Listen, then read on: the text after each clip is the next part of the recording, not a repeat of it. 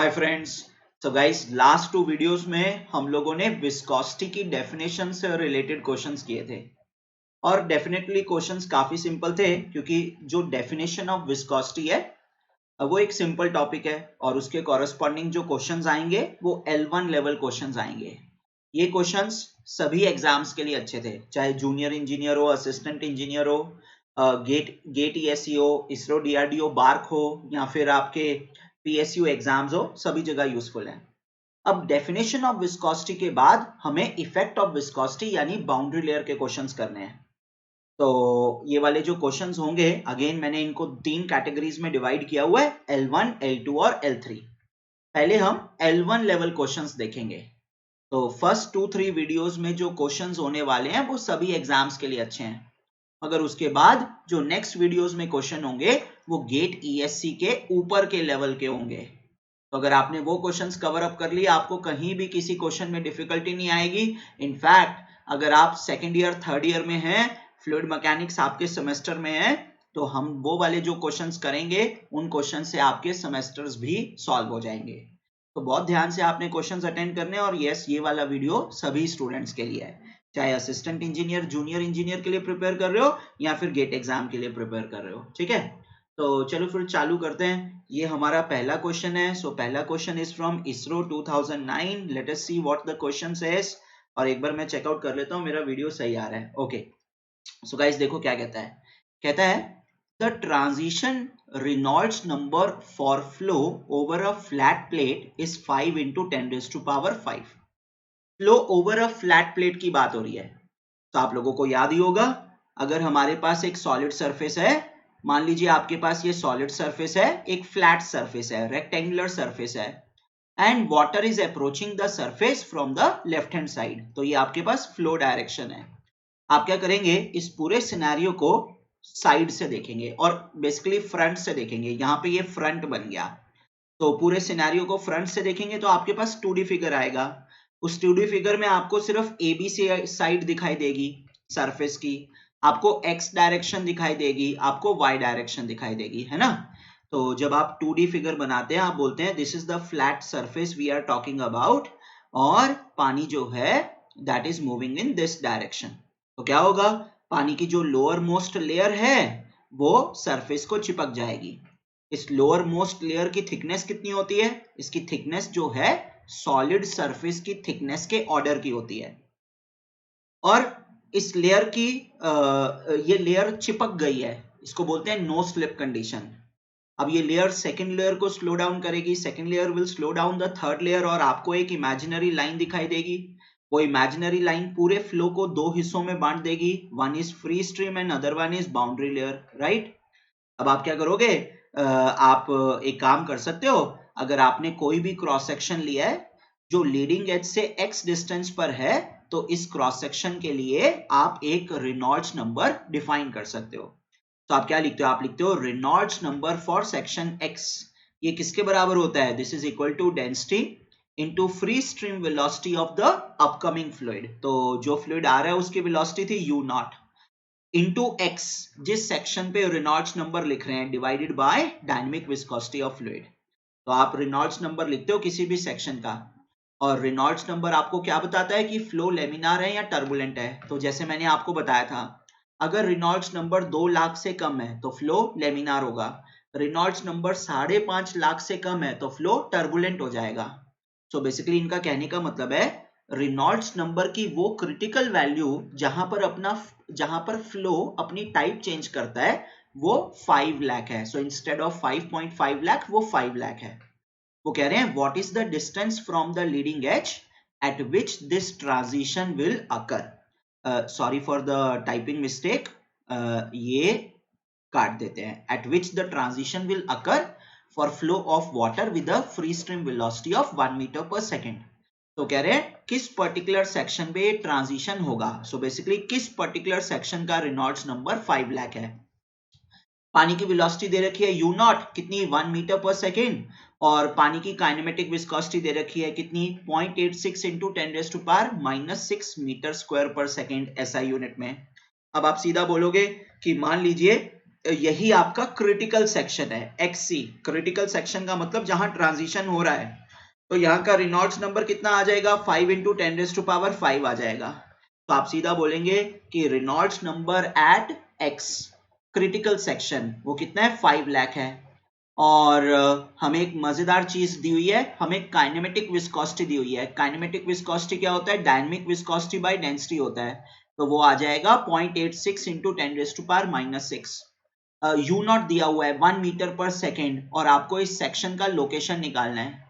तो I think XC क्या बन जाएगा, XC will be equal to 5 × 10⁵ into 0.86 into 10⁻⁻6।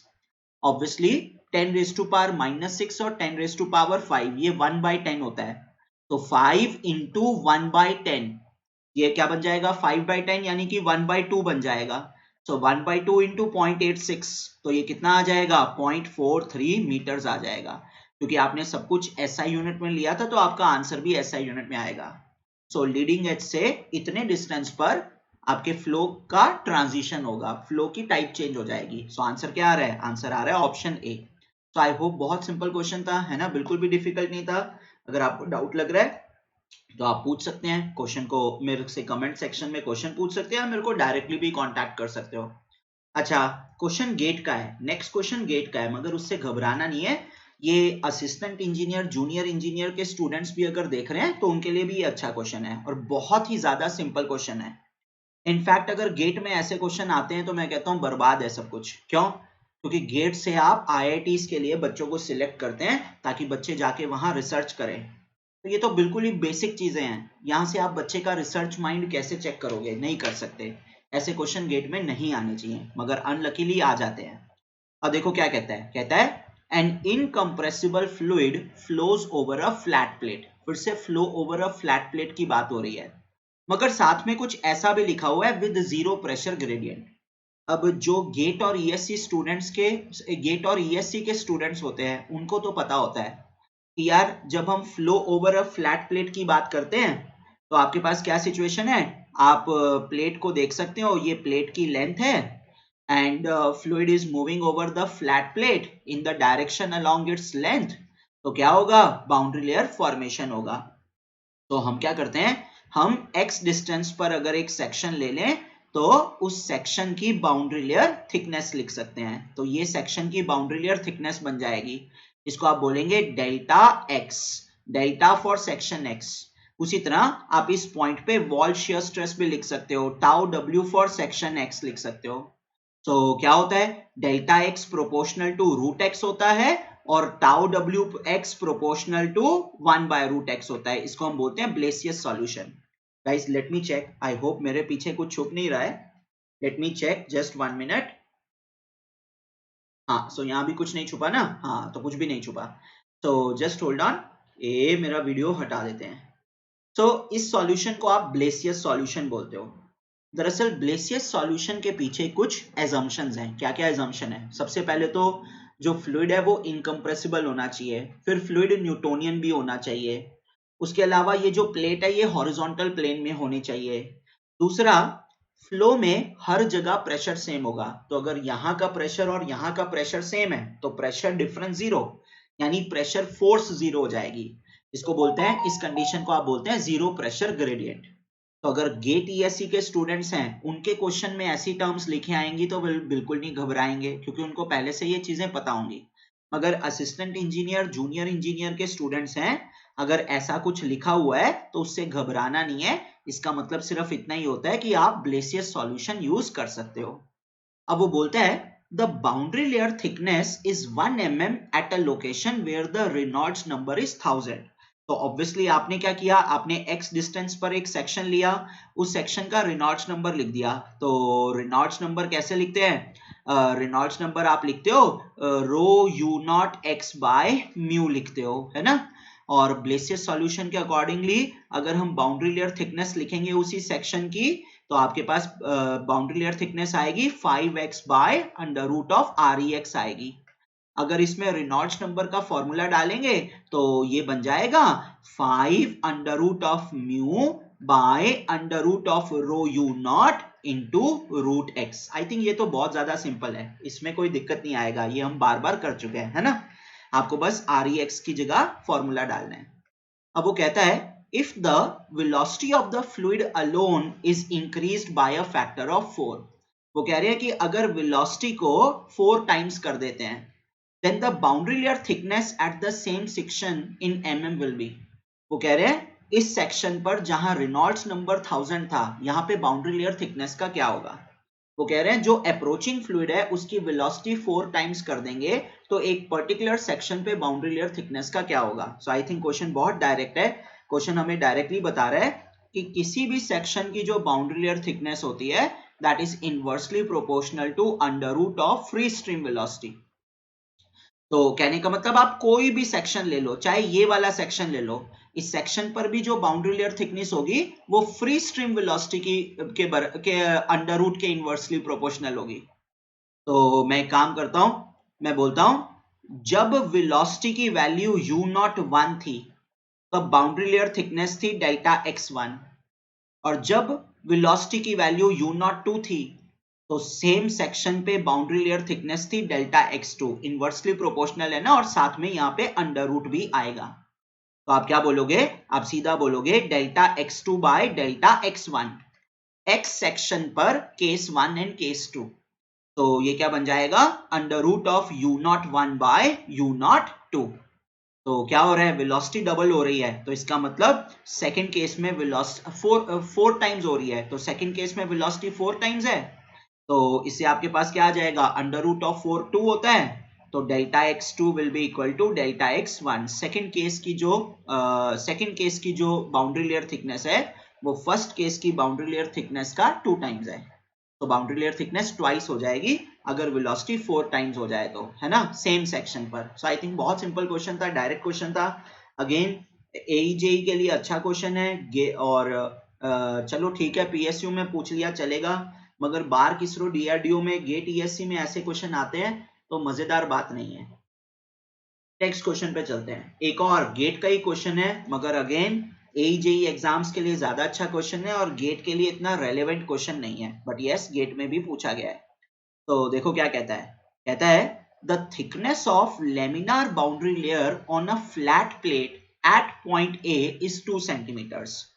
वो कह रहे हैं कि अगर आप एक फ्लैट प्लेट ले ले और उस फ्लैट प्लेट पर कोई पॉइंट ले ले ए, तो वहां जो बाउंड्री लेयर की थिकनेस आ रही है, यहाँ पे जो बाउंड्री लेयर की थिकनेस आ रही है वो 2 सेंटीमीटर आ रही है। तो ऑब्वियसली एक प्लेट होगी, प्लेट के साथ फ्लूइड मूव कर रहा है तो बाउंड्री लेयर फॉर्मेशन होगा। ए पॉइंट का कुछ डिस्टेंस होगा from the leading edge x a, और यहाँ पे जो बाउंड्री लेयर थिकनेस आ रही है डेल्टा ए वो 2 सेंटीमीटर है। चलते हैं वापस चलते हैं, आगे का क्वेश्चन पढ़ते हैं। अब वो कहता है कि the boundary layer thickness on a flat plate at point A is 2 centimetre and at point B comma 1 metre downstream of A is 3 centimetre. तो अगर एक और पॉइंट ले लेंगे जो ए से 1 मीटर दूर है, कौन सी डायरेक्शन में, डाउनस्ट्रीम डायरेक्शन में, तो वहां पे बाउंड्री लेयर थिकनेस है 3 सेंटीमीटर। देखो हमेशा याद रखो, river flows down the hill, तो river always flows down the hill, यानी कि फ्लो डायरेक्शन को डाउनस्ट्रीम डायरेक्शन बोलते हैं, फ्लो डायरेक्शन को डाउनस्ट्रीम डायरेक्शन बोलते हैं, और ऑपोजिट डायरेक्शन को अपस्ट्रीम डायरेक्शन बोलते हैं। तो कहने का मतलब अगर आपके पास एक इंक्लाइंड पाइप है and water is moving upwards, तो फ्लो डायरेक्शन को आप डाउनस्ट्रीम बोलेंगे। डाउनस्ट्रीम का मतलब ये नहीं होता नीचे की तरफ, डाउनस्ट्रीम का मतलब होता है इन द फ्लो डायरेक्शन, और ये बन जाएगा ऑपोजिट डायरेक्शन आपकी बन जाएगी अपस्ट्रीम डायरेक्शन। सो उनका कहने का मतलब है कि हमारे पास एक और पॉइंट है बी जो ए से 1 मीटर दूर है, कौन सी डायरेक्शन में, डाउनस्ट्रीम डायरेक्शन में। तो अगर आप बी का डिस्टेंस लिखेंगे from the leading edge that will be equal to x A plus 1, x B will be equal to x A plus 1, right, ये तो दिखाई दे रहा है। अच्छा वो बोलते हैं बी पॉइंट पे जो बाउंड्री लेयर थिकनेस है, जिसको मैं लिख देता हूं डेल्टा बी, वो किसके बराबर है, वो 3 सेंटीमीटर के बराबर है। ये क्वेश्चन हमें दिया हुआ है। वापस चलते हैं, अब वो कहता है what is the distance of a from the leading edge of the plate. So I think it is asking for x a. तो आप क्या बोलेंगे, आप सीधा बोलेंगे यार किसी भी सेक्शन का जो बाउंड्री लेयर थिकनेस होता है वो proportional to its distance under root of its distance from leading edge होता है। तो अगर मैं लिखूंगा delta b by delta a लिखूंगा, ये बन जाएगा root of x b by x a बन जाएगा। अब मजेदार बात ये है, डेल्टा बी दे रखा है 3 सेंटीमीटर, डेल्टा ए दे रखा है 2 सेंटीमीटर, तो centimetre bye centimetre unit cancel out हो जाएगी। और राइट हैंड साइड में अगर देखूं तो xb को मैं xa प्लस 1 मीटर लिख सकता हूं। तो यहाँ पे क्या आ जाएगा xa, मगर एक चीज नोट करनी है, अगर एडिशन 1 मीटर किया है तो ये वाली टर्म को भी 1 मीटर लिखना पड़ेगा। अब इस इक्वेशन में एक ही अननोन है xa, आप स्क्वायर कर दीजिए तो क्या बन जाएगा 9/4 is equal to xa plus 1 upon xa, right. Multiplication कर दीजिए, ये इस तरह से मल्टीप्लीकेशन कर दीजिए। So 9 times x of a is equal to 4 times x of a plus 4। So obviously जब ये टर्म यहां जाएगी तो 5 times x of a is equal to 4, तो x of a is equal to 4/5 यानी कि 0.8 मीटर्स आ गया आंसर। 0.8 मीटर्स आपका आंसर आ गया, ठीक है। सो लेट्स चेक, x से कितना आया 0.8 मीटर्स। तो मेरे ख्याल से ये मैंने डी ऑप्शन गलती से टाइपिंग मिस्टेक कर दी है, यहाँ पे 1.8 लिखा होता। तो अगर आप अपनी प्लेट को कंसिडर करेंगे, सो ये आपके पास प्लेट है, सेक्शन ए का जो डिस्टेंस है फ्रॉम लीडिंग एज वो 0.8 मीटर्स है, और अगर सेक्शन बी का डिस्टेंस पूछा होता फ्रॉम लीडिंग एज तो वो 1.8 मीटर्स है, ठीक है। तो इसको आप सॉल्व कर सकते हैं, बहुत सिंपल क्वेश्चन है। मेरे ख्याल से कुछ ज्यादा ही सिंपल क्वेश्चन हो रहे हैं, ठीक है। बट एई जेई एग्जाम्स में और एई जेई एग्जाम्स में तो इसी तरह के क्वेश्चंस आते हैं, पीएसयूज में इसी तरह के क्वेश्चंस आते हैं, और इसरो डीआरडीओ बार्क में गेट ईएससी में जो बेसिक क्वेश्चंस आते हैं वो भी सेम टाइप के आते हैं। तो डेफिनेटली हम इन क्वेश्चंस को इग्नोर नहीं कर सकते, हम इन क्वेश्चंस को भी कंप्लीटली सॉल्व करेंगे, ठीक है। एक क्वेश्चन और करके देखते हैं सेम टाइप का, फिर टाइप ऑफ क्वेश्चन चेंज करेंगे। एक और क्वेश्चन कर लेते हैं, ये भी मैंने गेट से ही उठा लिया है, मगर assistant engineer, junior engineer, PSU students को घबराना नहीं है। क्वेश्चन चेक करेंगे। अब देखो क्या बोलता है, कहता है the viscous laminar flow of air. Viscous इसलिए बोल रहा है क्योंकि विस्कस का मतलब विस्कोसिटी, तो बाउंड्री लेयर फॉर्मेशन विस्कोसिटी के कारण ही होता है। तो अगर आप फ्लूइड को आइडियल मान लेंगे म्यू इज इक्वल टू 0, तो विस्कोसिटी नहीं है तो कोई बाउंड्री लेयर भी नहीं होगी। तो आइडियल फ्लो के केस में बाउंड्री लेयर दिखाई नहीं देगी, हालांकि आइडियल फ्लो, आइडियल फ्लूइड अपने आप में हाइपोथेटिकल कॉन्सेप्ट है। तो वो कह रहा है कि फ्लूइड विस्कस है, फ्लूइड विस्कस होने का मतलब आपको बाउंड्री लेयर फॉर्मेशन कंसिडर करना पड़ेगा। और वो ये भी कह रहा है कि फ्लो लेमिनार है, तो इसका मतलब वो आपको बताना चाहता है कि आप ब्लेसियस सॉल्यूशन यूज कर सकते हो। तो कह रहा है the viscous laminar flow over a flat plate results in formation of boundary layer, ठीक है। The boundary layer thickness at the end of the plate L is delta L. तो आपको याद होगा हम कैसे लिखते हैं, हम बोलते हैं ये आपके पास रेक्टेंगुलर प्लेट है, रेक्टेंगुलर सरफेस है, ये एक गाड़ी का बोनट हो सकता है, गाड़ी की छत हो सकती है ना। और हमारे पास क्या है, air is approaching the surface from the left hand side. तो आप क्या करते हो, आप ए डी साइड को, इसको लीडिंग एज बोलते हो, और इसका जो कोऑर्डिनेट होता है x वो 0 होता है, क्यों, क्योंकि हम अपने ओरिजिन को यहां फिक्स करते हैं, राइट। और जो हमारी बीसी साइड होती थी हम उसको ट्रेलिंग एज बोलते थे, और प्लेट की जो लेंथ है along x direction, along flow direction वो l है, तो ऑब्वियसली बीसी की कोऑर्डिनेट क्या बन जाती है, x इक्वल टू l बन जाती है। तो प्लेट की एंड, प्लेट का कॉर्नर ये वाला बन जाएगा ना, तो ट्रेलिंग एज की बात कर रहा है, ट्रेलिंग एज को आप x इक्वल टू l लिखते हो। तो वो कह रहा है ट्रेलिंग एज पर जो बाउंड्री लेयर थिकनेस होगी वो डेल्टा एल होगी। अब हमें भी पता है किसी भी सेक्शन पर बाउंड्री लेयर थिकनेस कैसे लिखते हैं, 5x by under root of REX लिखते हैं।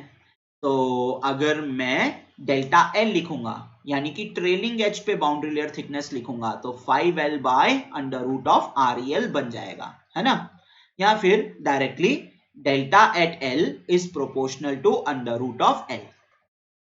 अब वो क्या बोलता है, वो बोलता है when the plate length is increased to twice, तो प्लेट लेंथ को डबल कर दो, then its original length, the percentage in change in laminar boundary layer thickness at the end of plate is। वो कह रहा है अगर प्लेट की लेंथ को डबल कर दें तो एल को डबल कर दें तो दूसरी साइड पर बाउंड्री लेयर थिकनेस में जो चेंज आएगा वो परसेंटेज में कितना है। आई थिंक बहुत ज्यादा आसान है। तो वो सिर्फ प्लेट की लेंथ को डबल कर रहे हैं, डेंसिटी, वेलोसिटी, डायनेमिक विस्कोसिटी को चेंज नहीं कर रहे, फ्लूइड की डेंसिटी या उसकी विस्कोसिटी या उसकी वेलोसिटी को चेंज नहीं कर रहे। तो हम क्या कह सकते हैं, हम सीधा बोल सकते हैं कि boundary layer thickness at the trailing edge is proportional to length of the plate. तो आप सीधा बोलेंगे, आप बोलेंगे जब लेंथ की वैल्यू 2 है तो boundary layer thickness delta L2 है, जब लेंथ की वैल्यू L1 है boundary layer thickness delta L1 है। इनका रेशो ले लो और ऑब्वियसली ये रेशो में राइट हैंड साइड में अंडर रूट आएगा। अब लेंथ को उन्होंने डबल कर दिया तो आप क्या बोलेंगे, delta L2 by delta L1 is equal to √2 times बोलेंगे। और अंडर रूट ऑफ 2 हर डिप्लोमा और बीटेक इंजीनियर को याद होना चाहिए 1.4142 होता है। अंडर रूट ऑफ 3 कितना होता है, 1.732 होता है। ये आपको याद होना चाहिए, ठीक है। अब एक चीज नोट करो, delta L2 is equal to 1.4142 times of delta L1। मेरे पास पहले 100 रुपए है, अब मेरे पास 140 रुपीज है। तो अगर आप परसेंटेज इंक्रीज लिखना चाहें तो कैसे लिखेंगे, इंक्रीज कितना हुआ 40 रुपीज का, पहले कितने रुपए थे 100, इसको परसेंटेज में लिखेंगे 100 से मल्टीप्लाई करके, तो कितना बन जाएगा 40 बन जाएगा, 40% बन जाएगा, है ना। और एक्चुअल में वैल्यू कितने टाइम्स इंक्रीज होगी, वैल्यू जो इंक्रीज हुई है 1.4 टाइम्स, वैल्यू इंक्रीज हुई है 1.4 टाइम्स। सो 0.4 से 40% आ गया। अब हमारे केस में वैल्यू कितनी इंक्रीज हुई है 1.4142 टाइम्स, है ना। सो 0.4142 से 41.42% आ जाएगा। तो दिस इज योर आंसर। इतनी आपकी परसेंटेज इंक्रीज हुआ है बाउंड्री लेयर थिकनेस में, कहां पर, प्लेट की एंड पर, ट्रेलिंग एज पर। Guys let me check time कितना हुआ है। अगर 20-25 मिनट से एक्सीड कर लिया है तो फिर सेकेंड वीडियो में कंटिन्यू करेंगे। ओके तो 22 मिनट्स हो गए हैं, नेक्स्ट वीडियो में कंटिन्यू करते हैं। कोई डाउट लगे तो नीचे कमेंट सेक्शन में डाल दो, टेलीग्राम चैनल पे कांटेक्ट कर लो, या फिर मुझसे डायरेक्टली पूछना है डायरेक्टली पूछ लो। टेलीग्राम चैनल पे डालोगे बढ़िया रहेगा, बाकी स्टूडेंट्स भी हैं वहां पे, क्या पता वो लोग आंसर कर दें। और दूसरा, अगर वीडियो में कोई गड़बड़ लगे तो बता देना, और वीडियो अच्छी लगे तो लाइक शेयर और सब्सक्राइब कर देना, ठीक है। Thank you, see you.